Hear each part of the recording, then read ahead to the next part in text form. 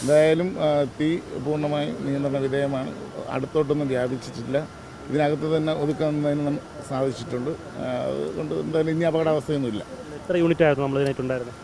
20ഓളം യൂണിറ്റുകൾ continuous work ചെയ്താണ് ഇത് തീ നിയന്ത്രണ വിധേയമാക്കിയത്. പ്രത്യേകിച്ച് പ്ലാസ്റ്റിക് ആയതിനാൽ തന്നെ തീ പിടിച്ച് കഴിയുമ്പോൾ മെൽറ്റഡ് ഫോമിലോട്ട് മാറുകയും ഫോമും കൂടെ യൂസ് ചെയ്താണ് നമ്മൾ കൺട്രോൾ ചെയ്യാൻ സാധിച്ചത്.